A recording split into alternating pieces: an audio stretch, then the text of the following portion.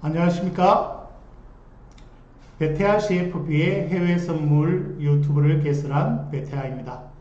오늘은 제가 이 세상에 존재하는 상품 중에서 가장 위험한 파생 상품을 거래하게 된 이유에 대해서 설명을 드리고자 합니다. 먼저 만약에 지금 해외 선물을 거래하고 계시는 분이라면 혹시 그것으로 인해 고통을 받고 계시다면 앞으로 저희 채널을 애용을 해주시면 여러분에게 조금이나마 도움이 될 수 있는 방송국이 될 것을 자부합니다. 오늘은 첫 번째 시간으로 제가 왜 이 위험한 해외 선물을 거래하는지에 대해서 여러분에게 설명을 먼저 드리도록 하겠습니다. 우리는 지금은 누구나 다 아시다시피 저금리 시대를 살아가고 있습니다. 그죠? 과거의 고금리 시대에서는 저축만 열심히 해도 우리의 노후가 보장될 수 있었습니다. 하지만 우리는 이제는 투자를 하지 않으면 안 되는 환경에 놓여 있는 것입니다. 근데 개인이 투자할 수 있는 영역은 어떻게 보면 두 가지죠. 첫 번째, 부동산과 또 주식, 이렇게 크게 나눠 볼 수 있습니다. 부동산은, 대한민국의 부동산은 지금까지 불패의 신화를 이어오고 있습니다. 여전히 지금 부동산은 뜨겁습니다. 앞으로도 이 기세가 쉽게 꺾일 것 같지 않습니다. 부동산에 한번 재미를 붙인 분들은 이 부동산에 맹신을 하는 경향이 있습니다. 하지만 장기적인 관점에서는 부동산보다 이제는 주식과 금융에 조금은 관심을 가져야 될 시대로 변해가고 있습니다. 특히 우리가 주식 투자는 반드시 관심을 가져야 되는 영역인데, 주변의 이야기를 들어보면 주식 투자하는 사람의 10명 중에 9명은 실패를 하고 성공하는 사람은 극히 드물죠. 그렇기 때문에 마치 주식을 거래한다 그러면 투기꾼 또는 도박꾼, 그건 너무 위험해, 이런 경향이 상당히 많습니다. 자, 일례로 하나 들어보겠습니다. 워렌 버핏 잘 아시죠? 이 워렌 버핏의 스승인 벤저민 그레이엄이 가치 투자자의 이제 대가라고 할 수 있는데, 이분이 우리 개인 투자자들이 주식에 대해서 주식 투자를 해서 성공할 수 있는 비법을 가르쳐 줬어요. 이대로만 하면 여러분들이 누구나 부자가 또는 노후를 준비하실 수 있습니다. 그 방법이 뭐냐 하면 바로 코스트 에버리징 효과, 즉 우리말로 정액 분할 투자법이라는 겁니다. 정액 분할 투자법은 말 그대로 매월 일정한 금액을 주식을 사는 겁니다. 주식은 우리가 저평가된 주식을 싸게 사서 비싸게 판다고 생각을 하는데, 사실은 주식은 아주 단순합니다. 좋은 주식을 사는 겁니다. 매집하는 겁니다. 보유하는 겁니다. 파는 게 아닙니다. 더 이상 모을 가치가 없을 때까지 계속해서 여유자금으로 모아가는 겁니다. 그렇기 때문에 얘가 비싸든 싸든 관심을 나중에 가져야 되는 거죠. 예를 한번 들어보겠습니다. 자, 이 정액분할 투자법이 어떤 거냐 하면, 월급을 300 받는 분이 계시다고 가정을 해볼게요. 그 중에 여유자금이 한 100만원 정도, 매월 100만원 정도는 투자를 할 수 있는 여유자금이 있다고 가정을 해보겠습니다. 그러면 이분이, 자, 부동산에 100만원을 가지고 투자하기는 어려우니까 주식에 투자하겠다고 마음을 먹었습니다.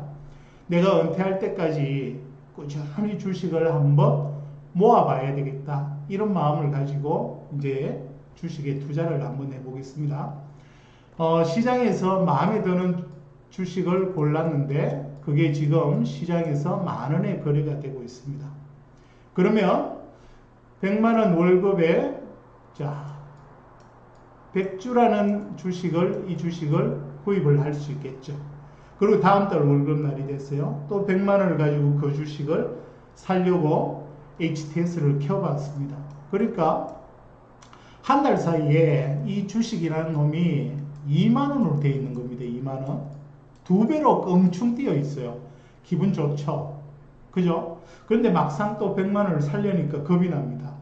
더 올라갈까? 있는 걸 지금 팔아야 되지 않을까? 이런 판단이 되는 겁니다. 그런데 우리는 그런 고민하지 말자고요. 그냥 100만 원을 또 똑같이 이 주식을 사보는 겁니다. 그러면 가격이 올라가지고 이번에는 50주밖에 살 수가 없죠. 그죠? 다음날 또 월급날이 됐습니다. 100만 원을 가지고 또 이 주식을 사려고 보니까 웬걸 2만 원 하던 주식이 반의 반토막이 나 있네요. 5천 원이 되어 있습니다. 환장할 노릇이죠. 그죠? 어떻게 한 달 사이에 반의 반토막이 나 있을 수 있습니까? 그죠? 그러면 대부분이 우리가 주식을 가지고 있으면 어떻습니까? 손절매를 하거나 아니면 그냥 포기하고 있는 상태가 되겠죠. 그런데 우리는 여전히 또 100만 원을 사보자고요. 이번에는 몇 주를 살 수 있습니까? 200주를 살 수 있겠죠. 다음 달 또 월급날이 됐습니다. 100만 원을 또 가지고 이 주식을 보니까 다행히 다시 10,000원으로 주가가 회복이 됐습니다. 한숨 나야 되죠. 그죠? 여전히 우리는 100주를 살 수 있습니다. 자, 이렇게 주가라는 거는 올랐다가 내렸다가 이렇게 파동을 그리는 게 주가입니다. 그죠? 오를 수도 있고 내릴 수도 있죠. 계속해서 똑같은 가격을 유지하지는 않죠. 그러면 당연히 위험한 거 아니냐 이렇게 생각할 수 있잖아요. 그런데 우리는 넉 달 동안 400만 원이라는 돈을 투자를 해서 지금 내가 가지고 있는 주식은 450주죠. 그죠? 그러니까 평가액으로 보니까 450만 원이 되어 있는 겁니다. 50만 원의 수익이 생겼죠. 12.5%의 평가 이익이 생겼습니다. 이게 바로 정액 분할 투자법이라는 거거든요. 그런데 이 방법도 사실은 완벽한 방법은 아닙니다. 왜냐하면 가정을 한번 해볼게요. 내가 고른 주식이 살 때부터 은퇴할 시점까지 끊임없이 이렇게 하락을 한다. 그러면 이 투자는 손실을 볼 수밖에 없는 구조를 가지고 있습니다. 또 두 번째 경우에는 내가 시작한 시점부터 꾸준히 너무 잘 올라가는 겁니다. 올라가다가 은퇴 시점을 놔두고 1, 2년 만에 이 주식이 곤두박질을 치면 얘도 손실을 볼 수밖에 없는 구조를 가지고 있어요. 그렇게 완벽한 방법은 아니지만 우리 개인이 가장 쉽게 접근할 수 있는 방법이 이 바로 정액분할 투자법이라는 겁니다. 자, 한번 보겠습니다. 경제라는 건 사실 장기적으로 이렇게 파동을 그리겠지만 우상향한다는 믿음이 있기 때문에 우리가 투자에 나서는 겁니다. 만약에 앞으로 경제가 정체되어 있거나 끊임없이 하락할 거야 하면은 투자를 할 이유가 없는 거죠. 왜? 지금의 소비를 늘리고 행복을 추구하는 게 훨씬 더 유리하겠죠. 투자해서 내 돈을, 피 같은 돈을 소비할 필요가 없는 거죠. 그죠?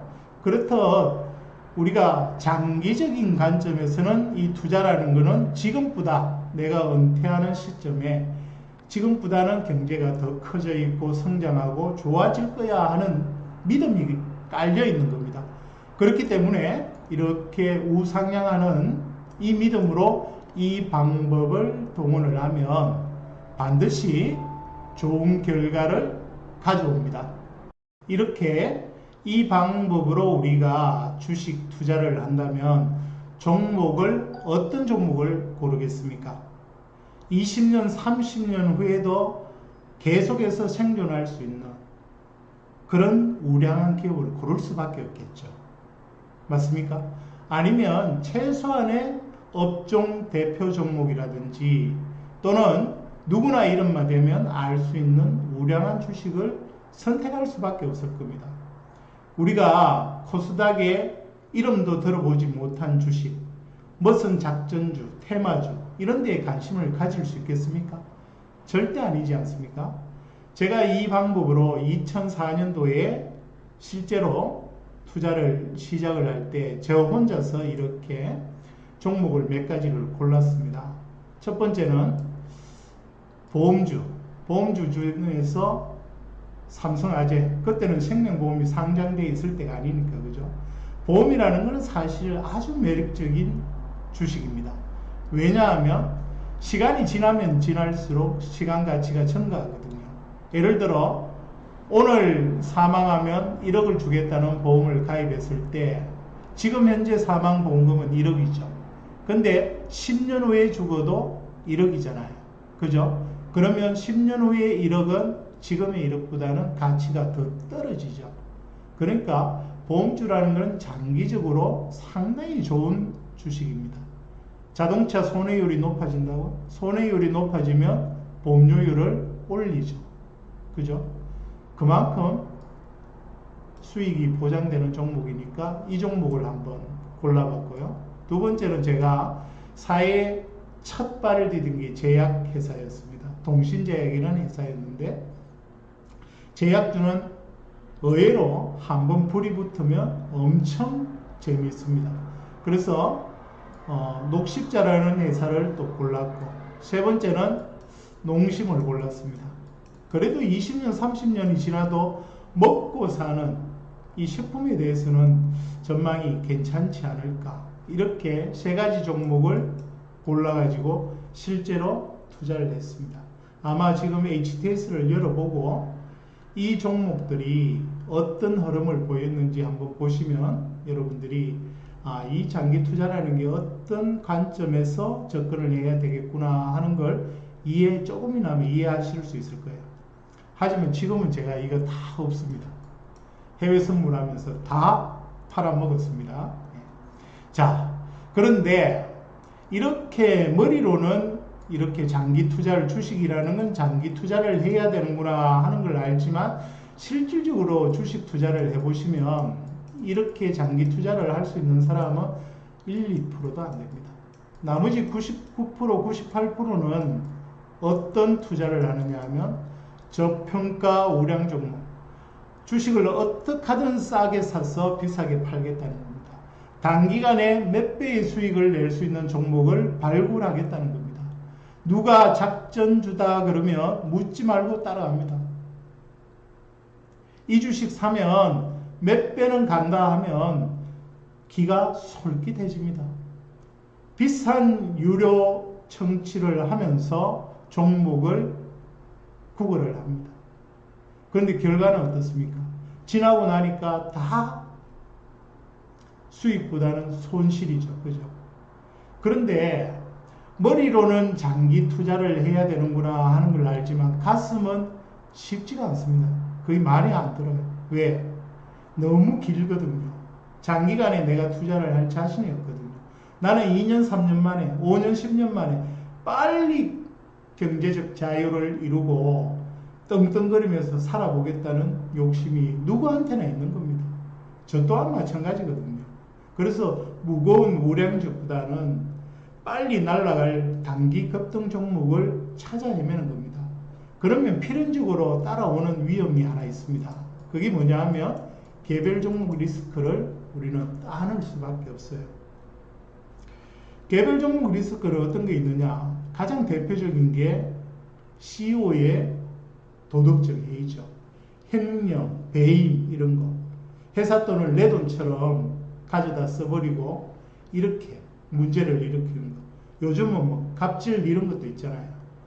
그죠? 사회적 지탄을 받으면 주가가 또 떨어지고 이런 오너 리스크가 개별 종목에는 존재합니다.